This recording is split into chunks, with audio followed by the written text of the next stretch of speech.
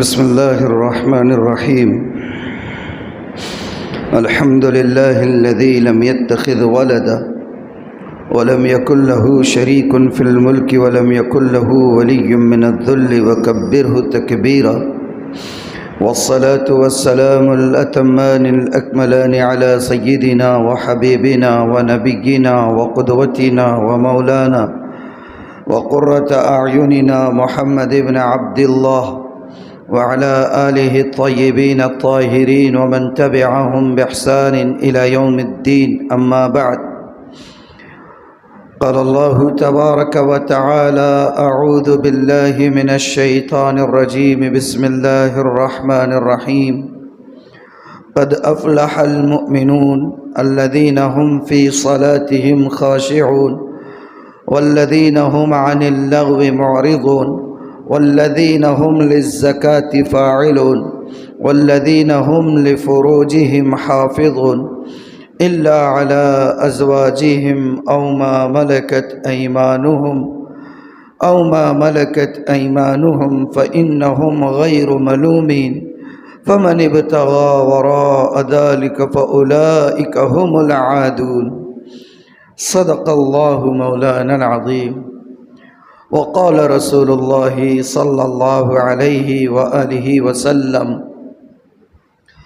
خيركم خيركم لأهله وأنا خيركم لأهلي، أو كما قال عليه الصلاة والسلام.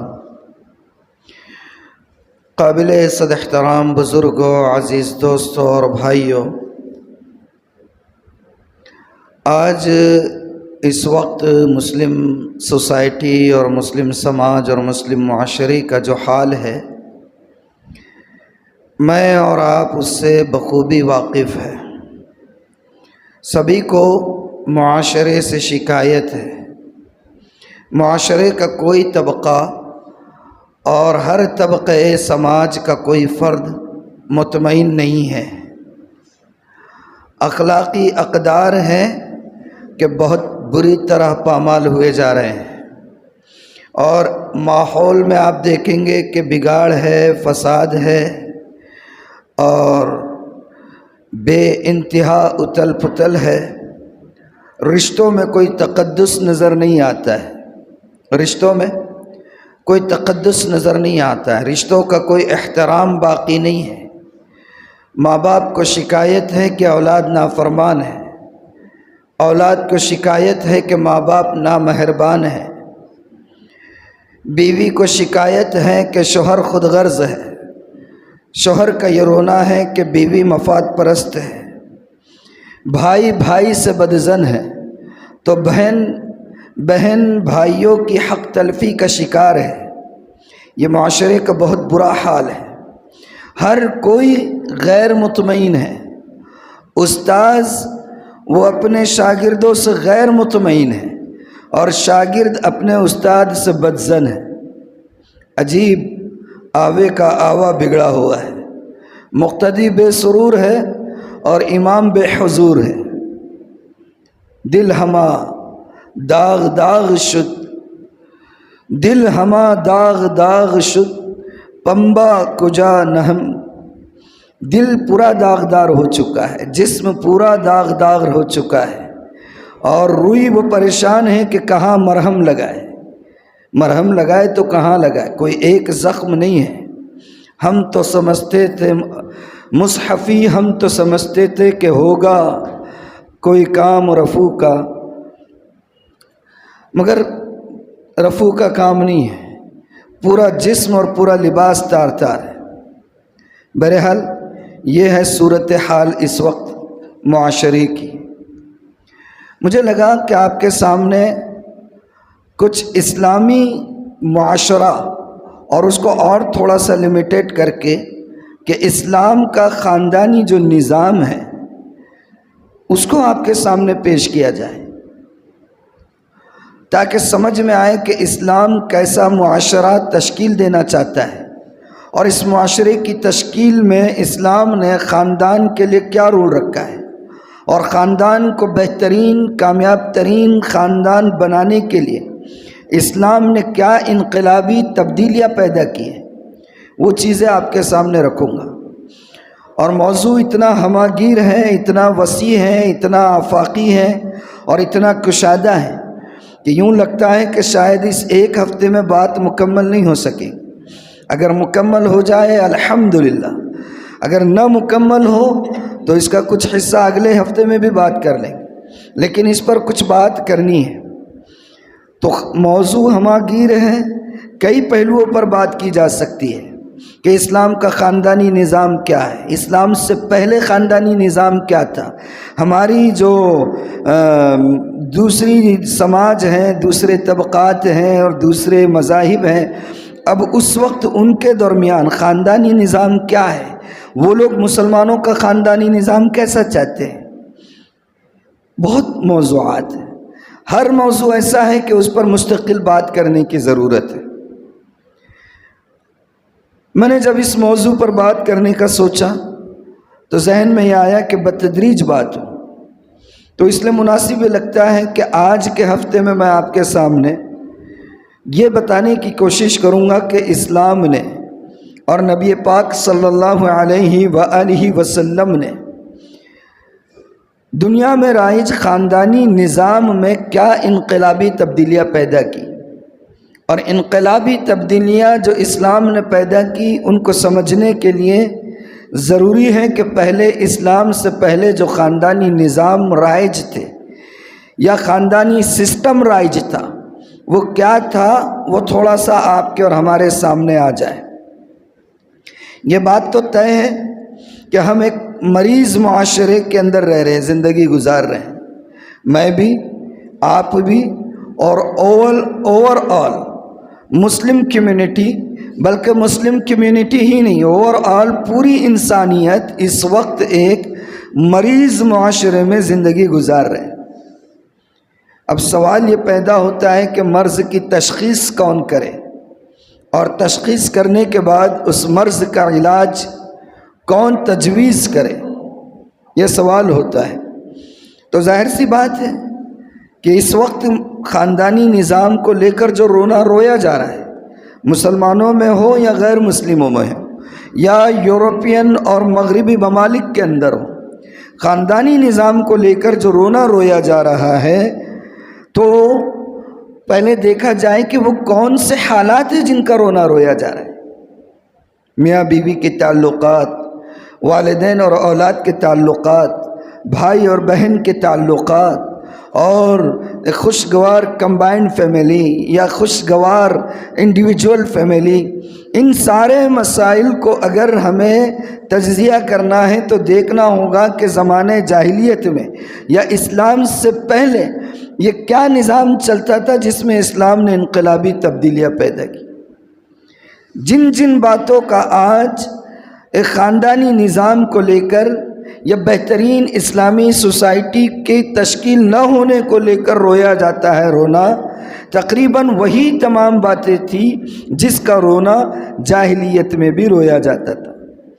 بدترین نظام تھا جاہلیت کا، نہ ماں کی عزت تھی، نہ باپ کا مقام تھا، نہ بیوی کے ساتھ محبت کا معاملہ تھا، نہ شوہر کو عزت کا مقام دیا جاتا تھا۔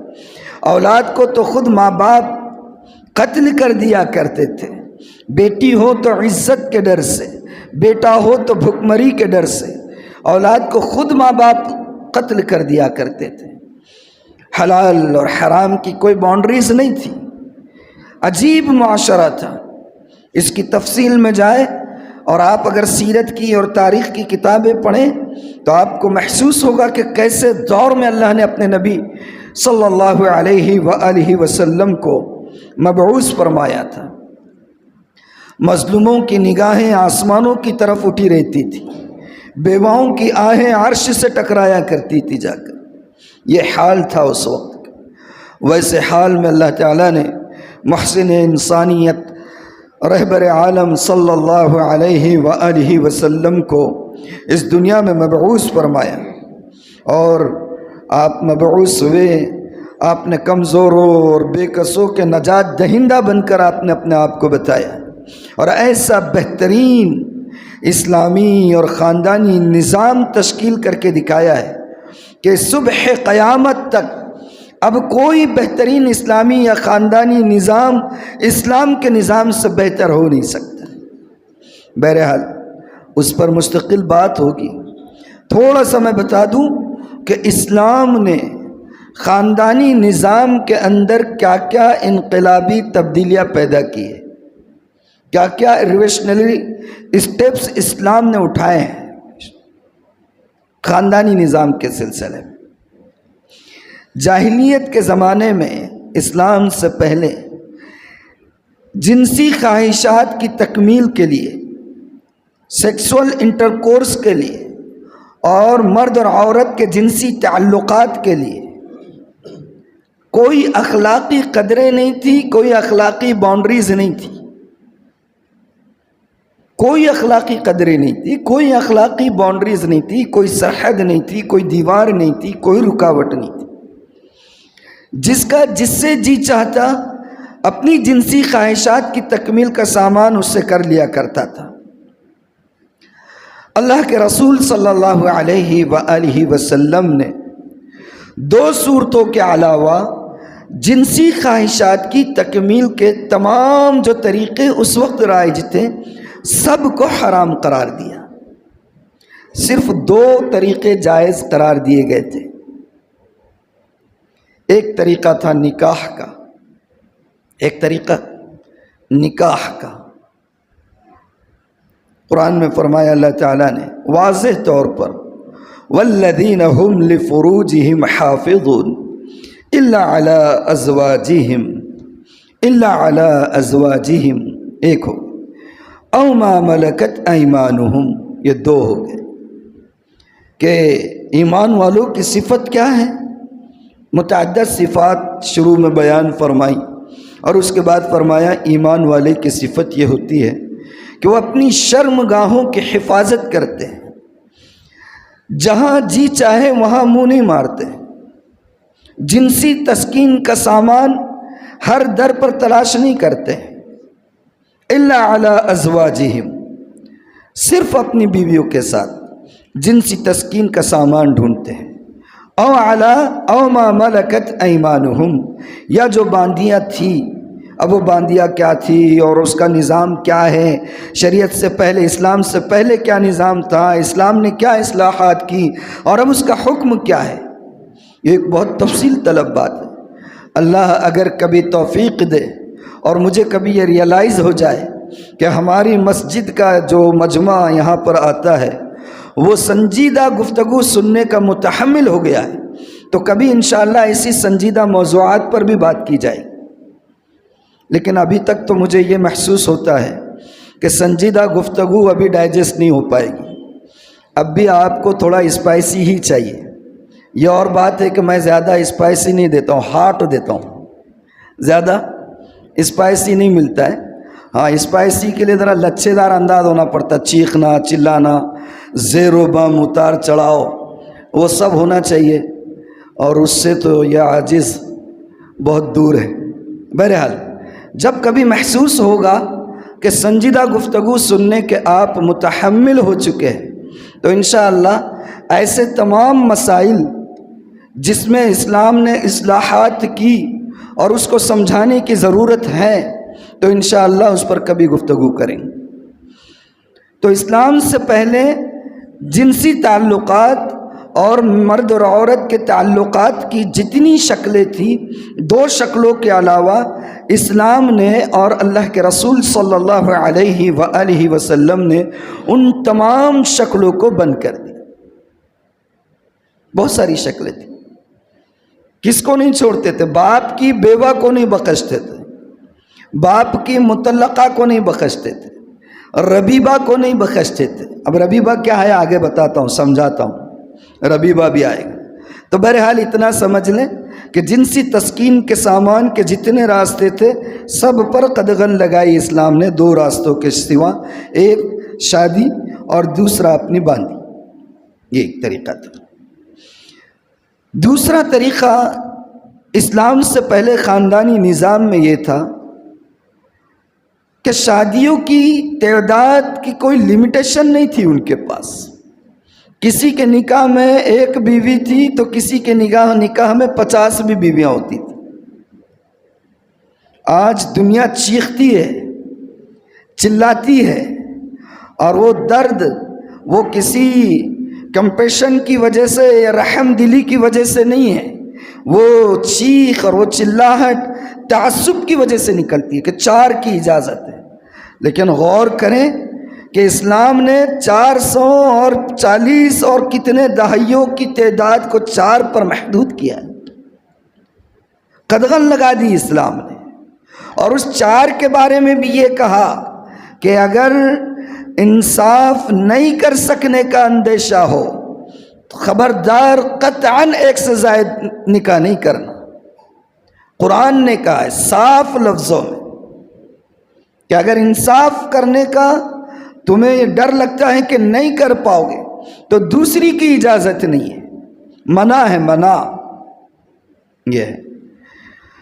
اور تیسرا نظام یہ ہے، خاندانی نظام کی بات بتا رہا ہوں۔ ان کے پاس زنا کے ذریعے سے جو اولاد پیدا ہوتی تھی، اس اولاد کو شوہر نسب دے دیتا تھا اپنا۔ مثال کے طور پر کسی کی بیوی زنا کا شکار ہو گئی کسی اور مرد سے، اس کے پیٹ میں کسی اور کا نطفہ چلا جائے اور اس سے انسان پیدا ہو جائے، شوہر کوئی اور ہے، زانی کوئی اور ہے، زانی کا پتہ نہیں ہے، زنا سے بچہ پیدا ہو رہا ہے، تو جاہلیت کے نظام میں اسلام سے پہلے اس بچے کو، جس کو آج کی ہماری مروجہ زبان میں حرام اولاد کہا جاتا ہے، اس حرام اولاد کو بیوی کا شوہر اپنا نسب دے دیا کرتا تھا۔ اسلام نے اس کو منع فرما دیا۔ اسلام نے کہا کہ آپ زنا سے جو بچہ پیدا ہوگا اس کو اپنا نام نہیں ملے گا۔ فرمایا الولد للفراش وللعاہر الحجر، بچہ صاحب بستر کی طرف منسوب ہوگا، بچہ صاحب بستر کی طرف منسوب ہوگا، جس کے بطن سے پیدا ہوا اس کے شوہر کی طرف منسوب نہیں ہوگا۔ اسلام نے تعلیم دی۔ اسلام میری آپ کی اور پوری انسانیت کی نسل اور اس کے لائن ایج کو خالص اور پیور رکھنا چاہتا ہے۔ کسی کا لائنیج، کسی کا سلسلہ نسب یہ پیور ہو، خالص ہو، اسلام اس کی ترغیب دیتے ہیں۔ منع کر دیا گیا، خاندانی نظام میں سے اس چیپٹر کو ڈائریکٹ ختم کر دیا گیا، ریمو، اس کی گنجائش ہی نہیں ہے۔ 2 مغالطے آج بھی بہت پائے جاتے ہیں ہمارے پاس، بہت عام طور پر پائے جاتے ہیں۔ کسی کا مان لیجئے کہ کسی جوڑے کو، کپل کو کوئی اولاد نہ ہو تو بچہ گود میں لے لیتے گود میں، زمانے جاہلیت میں بھی لیا کرتے تھے۔ خود میرے اور آپ کے آقا محمد الرسول اللہ صلی اللہ علیہ وآلہ وسلم، چونکہ آپ کی نرینہ اولاد حیات نہیں رہتی تھی تو آپ نے حضرت زید بن حارثہ کو اپنا منہ بولا بیٹا بنا دیا تھا، اور پورے سماج میں اس وقت کی سوسائٹی میں آپ کی کنیت ابو زید پڑ گئی تھی۔ آپ کو لوگ کنیت سے اگر پکارتے تو کہا کرتے تھے ابو زید، اور زید بن حارثہ کو زید بن حارثہ نہیں کہا جاتا تھا، زید بن محمد کہا جاتا تھا۔ اسلام نے قدغن لگا دی۔ اسلام نے کہا کہ نہیں، کسی اور کی اولاد کو آپ اپنا نسب نہیں دو گے، پرورش کر سکتے ہیں، آپ گود لے سکتے ہیں، آپ اس سے اولاد کی طرح محبت کر سکتے ہیں، لیکن آپ اس کو اپنے لائنیج کے اندر ایڈ نہیں کر سکتے، اپنے سلسلے نسب میں اس کو شامل نہیں کر سکتے۔ آج بھی بہت سارے، ابھی پرسوں کی بات ہے، بغیر مبالغے کے کہہ رہا ہوں، بغیر مبالغے کے، یہاں مسجد قباء میں ایک صاحب عالم دین ہے، انہوں نے اپنی نواسی کو مکتب میں داخل کرنے کے لیے لائے۔ اب اتفاقی بات کہ ان کی جو صاحبزادی ہیں وہ ڈیورس ہیں، اس کی طلاق ہو چکی ہے، اور طلاق ہونے کے بعد 1-2 سال کے بعد اس بیٹی کی شادی کسی اور مرد سے ہو گئی، لیکن اس پہلے شوہر سے ایک بچی ہے. اب بیٹی کی شادی ہو گئی تو بیٹی چلی گئی اپنے نئے شوہر کے ساتھ، اور یہ جو بچی تھی پرانے شوہر سے، یا جو مولانا آئے تھے داخل کرانے مکتب میں، ان کی نواسی کو انہوں نے رکھ لیا نانا نانی کے پاس. بیٹی چلی گئی نئے شوہر کے پاس، اب انہوں تربیت کر رہے ہیں. اب وہ صاحب جو ہے تو بچی کو لے کر آئے مسجد قباء میں. وہاں کے معلم نے مجھے بتایا کہ مولانا ایسا ہوا، کیا کرنا چاہیے تھا. میں نے کہا کہ اگر آپ کے اندر اتنی جسارت ہے کہ آپ حرام کو حلال کر سکتے تو لکھ لینا تھا نام. وہ مولانا آ کر اصرار یہ کرنے لگے کہ بچی کو ہم پالتے ہیں، ہماری ہی زیر تربیت ہے، اور اس کا باپ تو ایسا تھا اور کم بخت تھا، خبیث تھا، حرامی تھا، یہ کیا میری بیٹی کو وہ جلاپا دیا، یہ کیا وہ کیا. بیٹی کے ولدیت کے آگے میرا نام لکھو. وہ مولانا نے کہا کہ حضرت اسلام میں جائز ہے کہ آپ تو عالم دین ہیں، نام کیسے لکھیں گے؟ نہیں، مگر بولے کبھی بھی اعلان ہو تو میرا نام ساتھ میں اعلان کیا کریں. انہوں نے کہا کہ نہیں مولانا، آپ معذرت کرتے ہیں، ہم آپ کا نام نہیں لکھیں گے، آپ چاہے جو سمجھیں. مجھے وہاں کے معلم نے بتایا، پرسوں 2-3 دن پہلے کی بات. یہ نظام اسلام منع کرتا ہے کہ کسی کی نسل کو آپ اپنے لائنیج میں اور اپنے سلسلے نسب میں شامل نہیں کر سکتے. اور ایک نظام خاندانی یہ بھی تھا کہ جس بیٹے کو منہ بولا بیٹا بنا لیتے تھے، جس کو یا کسی کو بھائی بنا لیتے تھے، تاخی بھی ہوتی تھی، تبنی بھی ہوتی تھی. کیا مطلب ہے؟ تبنی بیٹا بنا لینا، تاخی بھائی بنا لینا. جناب رسالت مآب صلی اللہ علیہ وآلہ وسلم جب مکہ سے مائگریٹ ہو کر مدینہ تشریف لائے تو کیا کیا تھا آپ نے؟ آنے والے جتنے مائیگرینٹ تھے، مہاجرین تھے، ان تمام کی مدینہ کے جو نیٹیو تھے، اصل باشندے تھے، ان اصل باشندوں کے ساتھ آنے والے ان مہاجرین کی مواخات کر دی تھی. آپ مواخات بولے تو ان کو بھائی بنا دیا تھا آپس میں. اسلام سے پہلے نظام یہ تھا کہ اگر آپ کسی کو بیٹا بناتے ہیں، اگر آپ کسی کو بھائی بناتے ہیں تو پھر وہ آپ کی بالکل حقیقی بھائیوں کی طرح ہو جاتا تھا، اور اس کو وراثت میں بھی حصہ دیا جاتا تھا. آپ فضائل صحابہ میں جو حضرت شیخ نے لکھا ہے، کتنے واقعات ایسے حصار کے پڑھتے ہیں کہ ایک صحابی اٹھے اور اپنے مہاجر بھائی کو ساتھ میں لے کر گئے اور کہا کہ دیکھو یہ میرا باغ ہے، آدھا تمہارا آدھا میرا، یہ 2 میری بیویاں ہیں، میں تم اشارہ کر دو، 2-3 بیویاں ہیں، جس کی طرف اشارہ کرو گے میں اس کو ڈیورس دے دوں گا، تم اس سے بعد میں شادی کر لینا. اسلام سے پہلے یہ چیزوں کی اجازت تھی، لیکن شریعت نے اس نظام کے اندر بھی قدغن لگا دی اور کہا کہ جو منہ بولا بیٹا. اور قدغن کہاں لگائی؟ قدغن کہاں لگائی؟ غور کریں. قدغن لگائی تو خود خانوادہ نبوت کے اندر لگا دی. فرمایا کہ سب سے پہلا جو منہ بولے بیٹے کا قانون بدلے گا، اے ہمارے پیغمبر، وہ آپ کے گھر سے بدلے گا. آپ نے جس کو بیٹا بنایا ہے وہ آپ کے نام سے نہیں پکارا جائے گا، آپ کی کنیت اس کے نام پر نہیں ہوگی، اور اس کی متعلقہ آپ کی بیوی بنے گی تاکہ یہ معاشرے کے اندر سے یہ مرض ختم ہو. ہاں، رسالت مآب صلی اللہ علیہ وسلم کی جو متعدد شادیوں کی حکمتیں ہیں اس کو پڑھنے کی ضرورت ہے. یہ نظام ایک غلط فہمی یہ پائی جاتی ہے معاشرے میں ہمارے. دوسری اور ایک غلط فہمی، اور وہ غلط فہمی جان بوجھ کر کرتے، غلط فہمی نہیں ہے، غلط فہمی نہیں ہے.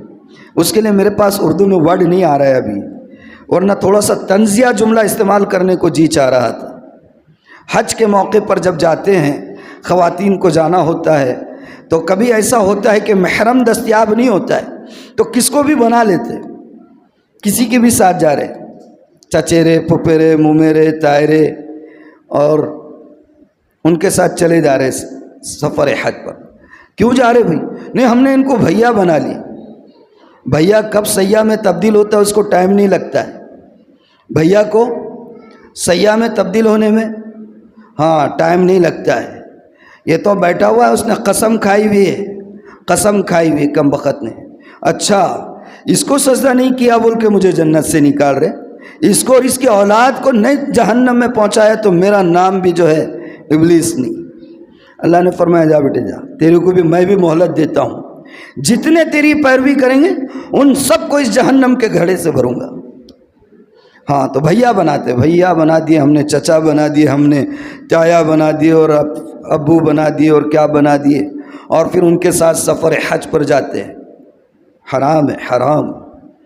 اسلام نے یہ ساری یعنی کہ راستے، چور راستے جو تھے جس سے کسی کے نسل کے اندر کچھ خرابی پیدا ہو سکتی تھی، معاشرتی، اخلاقی اور جنسی، اور اسی طریقے سے کیا کہنا چاہیے جو تسلسل کے ساتھ خاندانوں میں چلی آتی ہے، جینیٹک، ان سارے راستوں پر اسلام نے قدغن لگا دی، سارے راستوں پر۔ اور ایک چیز ہوتی تھی جاہلیت میں، کیا ہوتی تھی کہ رضاعت سے جتنے رشتے ہوتے ہیں، اسلام نے یہ کہا کہ جتنے رشتے خون کے حرام ہیں، رضاعت سے بھی وہ سارے رشتے حرام ہو جاتے ہیں۔ لیکن اسلام سے پہلے معمول یہ تھا کہ رضاعت کے باوجود وہ لوگ نکاح کو جائز سمجھتے تھے ہر رشتے کے ساتھ، یعنی یہ کہ رضاعت ان کے پاس کوئی مسئلہ ہی نہیں تھا۔ اور مجھے یہ ریئلائز ہو رہا ہے کہ اس رضاعت کو آپ کو سمجھانے کی ضرورت ہے، بہت سے لوگ نہیں سمجھ پا رہے ہیں۔ اسلام کا قانون یہ ہے کہ اگر کسی بچے نے دودھ پینے کی عمر میں، الفاظ پر غور کریں، شیرخوارگی کی عمر میں جو 2.5 سال کی عمر ہوتی ہے، دودھ پینے کی عمر میں کسی عورت کے سینے کو منہ لگا کر اگر ایک گھونٹ بھی یا ایک قطرہ بھی دودھ پیا، گھونٹ نہیں، ایک قطرہ بھی اگر براہ راست عورت کے سینے سے منہ لگا کر پی لیا دودھ پینے کی عمر میں، تو وہ عورت اس کی ماں بن جاتی ہے، اس کا شوہر اس کا باپ بن جاتا ہے، اس کا بیٹا اس کا بھائی بن جائے گا، اس کا دیور اس کا چچا بن جائے گا۔ یعنی جتنے ماں کے طرف سے رشتے بنتے، اس عورت کے طرف سے بھی وہ رشتے بنیں گے، اور ماں کی جو اصل ماں کی طرف سے جتنے رشتے حرام ہیں، اس عورت کی طرف سے ہونے والے رشتے بھی حرام ہو جائیں گے۔ اسلام سے پہلے یہ نظام تھا کہ دودھ اگر کسی عورت کا پی بھی لیا ہے تو اس کی بیٹی سے بھی شادی کر لیتے تھے، رضاعت سے بھی شادی کر لیا کر لیتے، رضاعی بہن سے۔ اسلام نے قدغن لگا دی اور کھول کر بتا دیا، کھول کر واضح طور پر۔ دیکھیے ایک دو بہت اچھی بات یاد ہے، بتا دوں آپ کو۔ 2 چیزیں ایسی ہیں قرآن کے اندر، 2 چیزیں یاد رکھیے کہ قرآن نے اس کو بہت واضح کر کے بیان کیا ہے، بہت واضح کر کے، کھول کھول کر، تفصیل کے ساتھ، جزیات کے ساتھ بیان کیا کہ اتنی جزیات کے ساتھ قرآن نے کسی اور چیز کو بیان نہیں کیا۔ ایک، نکاح کی تفصیل، کس کے ساتھ نکاح جائز ہے، کس کے ساتھ نکاح حرام ہے، کون کون سی عورتیں ہیں جن سے تم نکاح کر سکتے ہیں اور کون کون سی عورتیں ہیں جن سے تم نکاح نہیں کر سکتے۔ قرآن نے واضح الفاظ میں فرمایا، حرمت علیکم امہاتکم وبناتکم واخواتکم وعماتکم وخالاتکم وبنات الاخ وبنات الاخت وامہاتکم اللاتی ارضعنکم، پوری تفصیل کے ساتھ۔ دیکھو خبردار، ماں سے شادی نہیں کرنا، بیٹی سے شادی نہیں کرنا، بہن سے شادی نہیں کرنا، پھوپھو سے شادی نہیں کرنا، خالہ سے شادی نہیں کرنا، بھتیجی سے شادی نہیں کرنا، بھانجی سے شادی نہیں کرنا، رضاعی ماں سے شادی نہیں کرنا، ربیبہ سے شادی نہیں کرنا، اور بھی کافی تفصیلات۔ نماز کا حکم دیا، کہا اقیموا الصلاۃ، نماز قائم کرو، رکعت کی ترتیب نہیں بتائی۔ زکوٰۃ کا حکم دیا، کہا کہ آتوا الزکاۃ، زکوٰۃ کی تفصیلات نہیں ہے۔ حج کا حکم ہے، حج کی تفصیلات نہیں ہے۔ روزوں کا حکم ہے، روزوں کی تفصیلات نہیں ہے۔ لیکن ان 2 چیزوں کے بارے میں جو خاندانی نظام سے ریلیٹڈ ہے اور خاندانی نظام سے متعلق ہیں، قرآن نے اس کی جزیات کو بھی بہت تفصیل سے بیان کیا۔ نمبر 1 یہ نکاح کی تفصیل، اور نمبر 2 وراثت کے مسائل۔ لیکن آج ہمارے معاشرے میں یہ جو نکاح کے معاملے میں بھی بہت گڑبڑ ہوتی ہے۔ کتنی گڑبڑ ہوتی ہے، خاص طور پر مجھے یاد آتا ہے کہ میں جب یہاں پر آیا تھا تو شروع ہی میں نے ایک مرد کے نکاح میں 2 بہنوں کا جو رواج ہمارے پاس ہے، اب تو پہلے کبھی کبھی دکھتا تھا، اکثر نظر آ جاتا ہے، معلوم ہوا کہ ایک شخص ہیں، اس کے نکاح میں 2 سگی بہنیں ہیں، نکاح میں ہے یا پھر نکاح میں نہیں ہے، تو یہ غلط طریقے سے بس چڑھ رہا ہے دونوں کے ساتھ معاملہ، حرام ہے۔ ایک ساتھ 2 بہنوں کو نکاح میں انسان رکھ ہی نہیں سکتا ہے۔ اگر 2 کے ساتھ ایک ساتھ نکاح میں اگر وہ سمجھ رہا ہے کہ غلط، تو دونوں کے ساتھ زنا ہو رہا ہے۔ اور ایسی رضاعت کا مسئلہ بھی ہے، رضاعت کا مسئلہ بھی ایسی، کتنے ایسے ہوتے ہیں معلوم ہی نہیں ہے، علماء بھی بیان نہیں کرتے، ہم بھی بیان نہیں کرتے، ہم قصوروار ہیں، اس کے مجرم ہیں کہ ہم یہ جزیات سامنے نہیں آنے دیتے ہیں کہ دودھ پینے سے ایک قطرہ بھی اگر دودھ پینے کی عمر میں کسی نے کسی عورت کا دودھ پی لیا تو اس کی ساری وہ رشتے جو حرمت نسب سے حرام میں حرمت آ جاتی ہے، دودھ پینے سے وہ حرمت آ جاتی ہے۔ میں آپ کو مثالوں سے سمجھاتا ہوں۔ حضرت حمزہ رضی اللہ عنہ سید الشہداء، وہ تو شہید ہو گئے تھے۔ ہجرت کے بعد ان کی صاحبزادی وہ مکہ تشریف لائی، والد شہید ہو چکے تھے، جوان بچی تھی اور کوئی سرپرست نہیں تھا ایک لحاظ سے۔ وہ جب مدینہ تشریف لائی تو کسی صحابی نے ازراہ خیر خواہی، ازراہ ہمدردی، رسالت میں آپ صلی اللہ علیہ وسلم کی چونکہ وہ چچا زاد بہن تھی، چچا کی بیٹی تھی، تو کسی صحابی نے اللہ کے رسول صلی اللہ علیہ وسلم سے کہا کہ اللہ کے رسول صلی اللہ علیہ وآلہ وسلم، حمزہ کی بیٹی آئی ہے رضی اللہ عنہ، حمزہ کی بیٹی آئی ہے، اکیلی ہے، باپ کا سایہ سر سے اٹھ چکا ہے اور قریش سے ہے، اعلیٰ خاندان سے ہے، ان کے لیے آپ سے مناسب کون ہو سکتا ہے؟ ہماری یہ رائے ہے کہ آپ ان سے شادی کر لیجیے۔ اللہ کے رسول صلی اللہ علیہ وسلم نے فرمایا کہ آپ کی رائے اچھی ہے لیکن میں اس سے نکاح نہیں کر سکتا۔ کہا کہ کیوں؟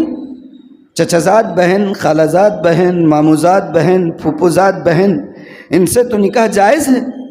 تو اللہ کے رسول صلی اللہ علیہ وسلم نے فرمایا بات دراصل یہ ہے کہ حمزہ نہ صرف میرے چچا ہی نہیں تھے بلکہ حمزہ میرے رضاعی بھائی بھی تھے۔ میں نے اور حمزہ نے ہمارے چچا ابو لہب کی باندھی سویبہ کا ایک ساتھ دودھ پیا تھا۔ حضرت حمزہ نے اور اللہ کے رسول صلی اللہ علیہ وآلہ وسلم نے سویبہ کا دودھ ایک ساتھ پیا تھا، یا دونوں نے ایک ہی باندھی کا دودھ پیا۔ تو آپ نے فرمایا کہ وہ میری بھتیجی بھی ہے اور وہ میری بھتیجی بھی ہے اور میری چچازاد بہن بھی ہے۔ چچازاد بہن ہونے کی وجہ سے نکاح تو جائز ہے، لیکن چونکہ وہ میری بھتیجی ہو چکی ہے اب میرا اس سے نکاح حرام ہے، اب میرا اس سے نکاح حرام ہے۔ یہ جاہلیت کے جو نظام تھے، اسلام نے اس میں یہ اصلاحات کی۔ اور ایک مثال دیتا ہوں بات، اور ربیبہ جو میں نے 2-3 بار کہا نا اپنی بات کے دوران، یہ ربیبہ کیا ہے؟ ربیبہ مطلب یہ ہے کہ مان لیجئے کہ آپ نے کسی مطلقہ یا ڈیورسی عورت سے شادی کی، کوئی بیوہ ہے، کوئی مطلقہ ہے جس سے آپ نے شادی کی، اور جب وہ آپ کے نکاح میں آئیں تو اس کی پہلے شوہر سے پہلے ہی سے کوئی بیٹی وغیرہ تھی یا بیٹا تھا یا بیٹی تھی۔ اب وہ جب نکاح میں آ گئی آپ کے، تو پہلے شوہر سے اس کی جو اولاد ہے، اگر بیٹی ہے تو ربیبہ کہلاتی ہے اور اگر لڑکا ہے تو ربیب کہلاتا ہے۔ سمجھے آپ؟ تو اسلام کے سے پہلے اور اسلام آنے کے بعد بھی ایک عرصے تک یہ نظام تھا کہ ان ربیبہ سے بھی شادی کرنا جائز سمجھا جاتا تھا۔ اسلام نے قدغن لگا دی۔ اسلام نے کہا کہ جو عورت آپ کے نکاح میں ہے اس کے پہلے شوہر سے ہی کیوں نہ ہو، اس کی اولاد اگر ہے تو اس سے آپ کا نکاح جائز نہیں ہے۔ حضرت ام سلمہ رضی اللہ عنہا پہلے بیوی تھی حضرت ابو سلمہ کی۔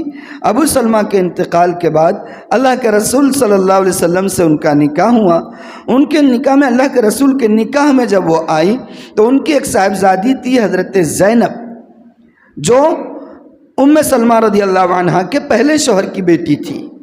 لوگوں نے اللہ کے رسول صلی اللہ علیہ وسلم سے درخواست کی کہ آپ زینب سے نکاح کیوں نہیں کر لیتے؟ آپ کے گھر ہی میں ہیں، گھر ہی میں پڑھ رہی ہیں، پرورش بھی پا رہی ہیں، تو آپ ان سے شادی کر لیں۔ تو اللہ کے رسول صلی اللہ علیہ وسلم نے فرمایا تھا بات یہ ہے کہ ام سلمہ کے سابق شوہر اور میں نے سویبہ کا ایک ساتھ دودھ پیا ہے۔ پہلے دودھ پلانا بھی ایک پروفیشن تھا۔ خواتین جو اطراف کی ہوتی تھی، جہاں کی فضا خالص ہوتی تھی، جہاں پولیوشن نہیں، زبان جہاں کی خالص ہوتی تھی، لہجہ جہاں کا خالص ہوتا تھا، انداز جہاں کا خالص ہوتا تھا، وہاں کے شرفاء یعنی کہ اس پوری سوسائٹی کے شرفاء یہ چاہتے تھے کہ ان کی اولاد ویسے ماحول میں پرورش پائے، یہ ہوتا تھا۔ تو اللہ کے رسول نے ام سلمہ کی ربیبہ حضرت زینب سے نکاح کرنے سے بھی منع فرما دی۔ تو یہ اسلام سے پہلے کی چند چیزیں تھیں جو خاندانی نظام میں اسلام نے انقلابی تبدیلیاں پیدا کی۔ اب موجودہ دور میں اسلامی نظام اور معاصر جو نظام چل رہے ہیں، یعنی کہ European, American family system, European family system, Christian family system اور Jews family system, Hindus family system اور اسلامک فیملی سسٹم، اب اس کو اگر کمپیئر کریں گے تو اس کے اوپر مستقل ایک ہفتہ درکار ہو۔ اچھا، اور ایک بات یاد آ گئی، وہ بات بتا کر میں اپنی بات بھی ختم کروں کہ اسلام نے خاندانی نظام میں جو تبدیلیاں کی ہیں، یہ تو قانون کے درجے کی بات تھی، یعنی کہ شریعت کے قانون بن گئے یہ کہ آپ اپنی ربیبہ سے شادی نہیں کرو گے، آپ اپنی رضاعی بہن سے شادی نہیں کرو گے، یہ ساری قانونی نظام۔ ایک معاشرتی تبدیلی بھی اسلام نے پیدا کی، معاشرتی تبدیلی، سوشل چینجز جو اسلامک فیملی سسٹم میں اسلام نے دیا ہے، اور بڑا لطیف یعنی کہ تبدیلی ہے، بہت یعنی کہ مجھے بہت پسند آتا ہے وہ انداز حضرت عمر کا۔ اس کا حضرت عمر نے بیان فرمایا۔ حضرت عمر کہتے کہ مکہ میں ہم لوگ قریش تھے، قریش تو سردار تھے، اور مکہ کے لوگ یوں بھی جنگجو تھے، بہادر تھے اور تجارت پیشہ تھے۔ مدینے کی سوسائٹی وہ جو محنت کشوں کی تھی، جفا کشوں کی تھی، کھیتی باڑی کرنے والوں کی تھی، اور یہ لوگ تاجر پیشہ تھے۔ تو ان کا ایٹیٹیوڈ، ان کی جو نفسیات اور ان کی جو سائیکالوجی تھی تھوڑی ہائی رہتی تھی۔ حضرت عمر کہتے کہ ہماری عورتیں مکہ میں جب تک ہم تھے، ہمارے تصور میں بھی نہیں آتا تھا کہ کبھی ہماری کوئی عورت ہماری رائے کے خلاف زبان بھی کھول سکے۔ ہم نے کوئی بات کہہ دی، حرف آخر مجال نہیں تھی کہ کوئی عورت یہ کہے کہ آپ نے جو رائے دی، یا آپ یہ جو فیصلہ کر رہے ہیں، آپ یہ جو کرنا چاہ رہے ہیں، یہ غلط ہے، یا ایسا ہونا چاہیے، یہ ہونا چاہیے، ہمارے تصور میں بھی نہیں تھا۔ لیکن مدینہ کی سوسائٹی ایسی تھی کہ وہاں کی عورتیں مردوں کو بلا تعامل کچھ بھی بول دیا کرتی تھی۔ حضرت عمر کہتے ایک مرتبہ میں آیا گھر میں اور میں نے کوئی فیصلہ سنایا کہ یہ کرنا ہے، تو محترمہ نے مجھے بول دیا یہ نہیں کریں گے، یہ صحیح نہیں ہے۔ حضرت عمر کہتے ہیں میرے تو پیروں کے نیچے کی زمین کھسک گئی، اور میں نے کہا کہ تیری اتنی مجال کہ تو ہمیں یہ کہے کہ یہ نہیں ہونا چاہیے اور یہ ہونا چاہیے۔ اب عورتیں بھی اتنی بڑھنے لگ گئی ہیں کہ مردوں کی رائے کے آگے اپنی رائے رکھنے لگ گئی ہیں۔ تو وہ بھی تو عمر ہی کی بیوی تھی، انہوں نے کہا تو کیا ہوا، ہم تو کون ہیں، ذرا جا کے دیکھو آپ کی بیٹی کو، بیٹی کیا کر رہی ہے وہاں جا کر دیکھو۔ اور بیٹی کون؟ بیٹی کون؟ ام المؤمنین نبی پاک صلی اللہ علیہ وآلہ وسلم کی زوج محترمہ حفصہ۔ تو بیوی نے کہا کہ مجھے کیا بول رہے ہو، ذرا جا کے دیکھو بیٹی کا کیا حال ہے۔ حضرت عمر کو تو شوق لگ گیا، شوق۔ کہتے کہ میں نے چپل پہنی اور گیا اپنے بیٹی کے گھر، اور جا کر اس سے بات کی اور کہا کہ بیٹا حفصہ، میں یہ کیا سن رہا ہوں کہ اللہ کے رسول صلی اللہ علیہ وسلم کبھی کوئی بات کہہ دیتے ہیں، کوئی کام کرنے کا فیصلہ فرما دیتے ہیں، کوئی حکم دیتے ہیں، تو آپ ان کی رائے کو، ان کے ایڈوائس کو کراس کر جاتی ہو اور آرگیو کرتی ہو۔ تو انہوں نے پلٹ کر کہا تو اس میں کیا ہوا، ہم کو اچھا لگتا تو کرتے ہیں، نہیں اچھا لگا تو بول دیتے یہ صحیح نہیں ہے۔ حضرت عمر ڈر گئے۔ حضرت عمر بولے یہ کیا کر رہی ہیں، یہ تمہاری جو سوتن ہے اس کو مت دیکھو، سوتن کو مت دیکھنا، عائشہ کو، ارے وہ ابو بکر کی بیٹی ہے، ابو بکر کی بیٹی اور اللہ کے رسول کی چہیتی بیوی ہے، اس سے اپنا موازنہ مت کرنا، اپنی آخرت تباہ کر دو گی۔ انہوں نے کہا نہیں وہ سب چلتا ہے۔ حضرت عمر اور بھی جلال میں آ گئے، انہوں نے سوچا کہ یہ تو بیٹی ہے، ذرا اور تھوڑا سا حال معلوم کرنا چاہیے. ان کو تھوڑا سمجھایا اور سمجھانے کے بعد وہاں سے نکلے اور حضرت ام سلمہ کے گھر میں گئے. کس کے گھر میں گئے؟ اسلام نے کیسی تبدیلی دی اور کیسے یعنی کہ لوگوں کو ان کے حقوق دیے. غور کریں، واقعہ سنانا مقصود نہیں ہے، اسلام کی اصلاحات سے واقف کرانا ہے. ام سلمہ کے گھر میں گئے اور کہا کہ ام سلمہ، میں نے ایسا سنا ہے کہ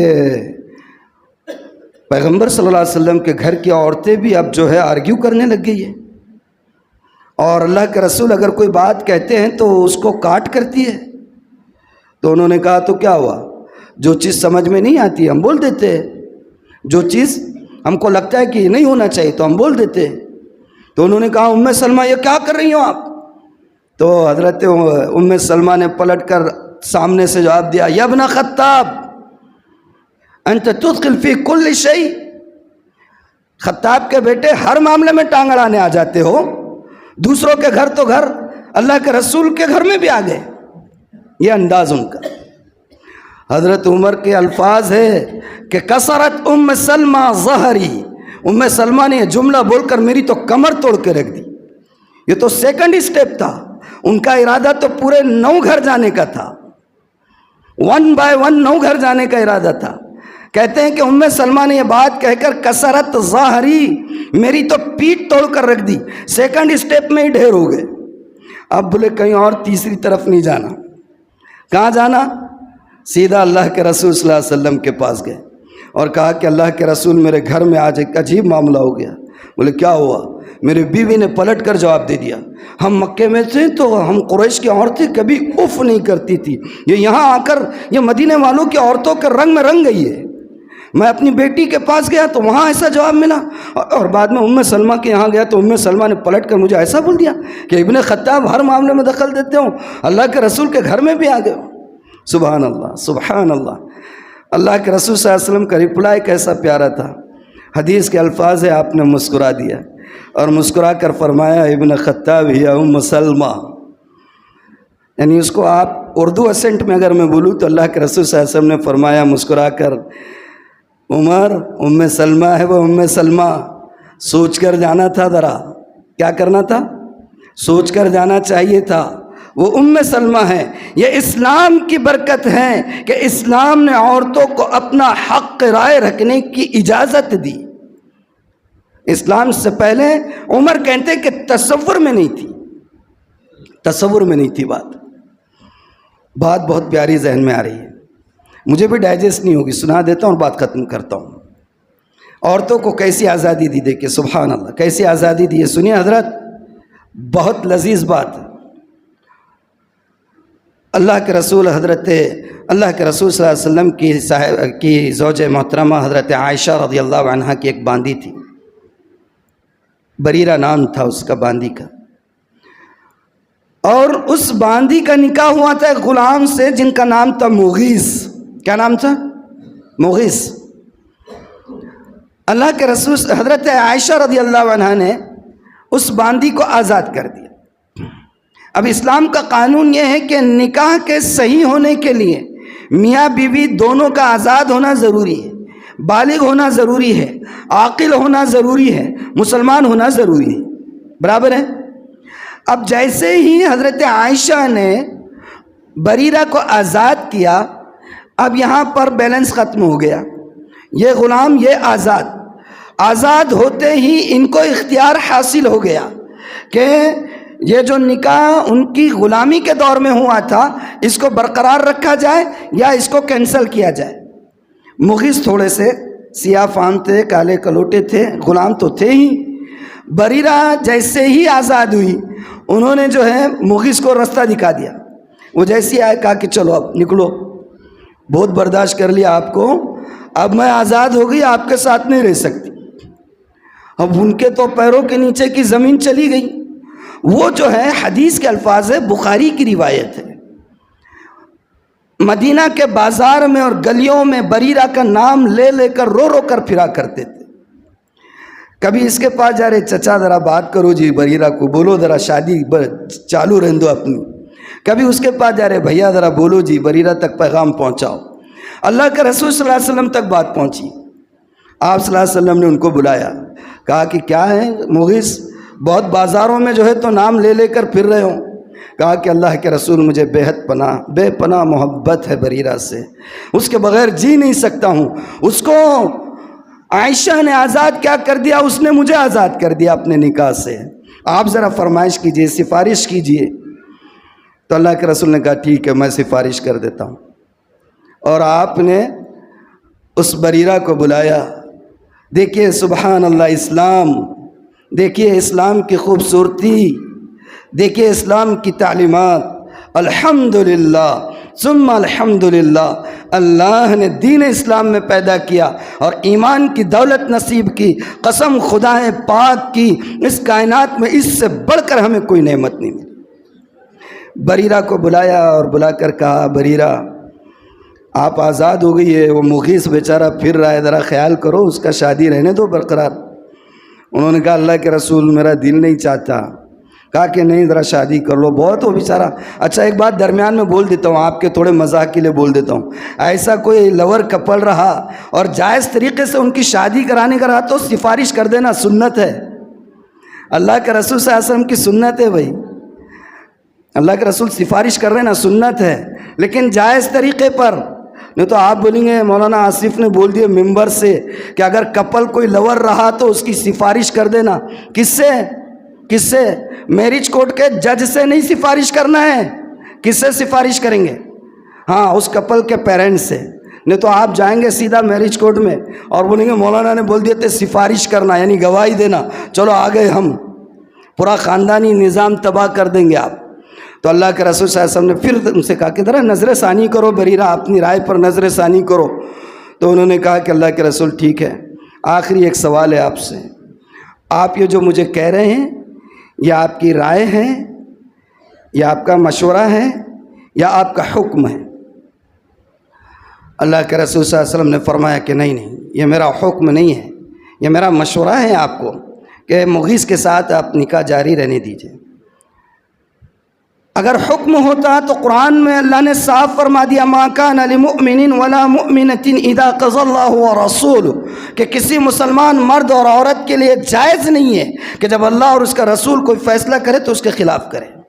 کہا کہ میرا حکم نہیں ہے، میری رائے ہے کہ تم اس سے نکاح جاری رکھو۔ بخاری کی روایت ہے، بریرہ کے الفاظ اذن لا حاجۃ لی، اللہ کے رسول تب تو مجھے اس رائے کی کوئی ضرورت نہیں۔ یہ آزادی دی اسلام نے عورت کو، یہ خاندانی نظام میں انقلاب اسلام نے پیدا کیا۔ تو یہ بہت ساری پری اسلام یعنی اسلام سے پہلے کی جو معاشرے کے اندر خاندانی نظام کا جو سسٹم تھا، اس میں اسلام نے کیا اصلاحات کی وہ میں نے آپ کے سامنے رکھا ہے۔ موجودہ دور میں کیا اصلاحات ہے اور کیا ضرورتیں ہیں، اگر اللہ نے توفیق دی تو کنٹینیو کریں گے، ورنہ کوئی اور چیز انشاءاللہ۔ بہرحال پہلے کی چیزیں آپ کے سامنے آ گئی، اللہ کرے کہ ہم سب اس پر عمل کرنے والے بن جائے۔ وآخر دعوانا الحمد للہ رب العالمین۔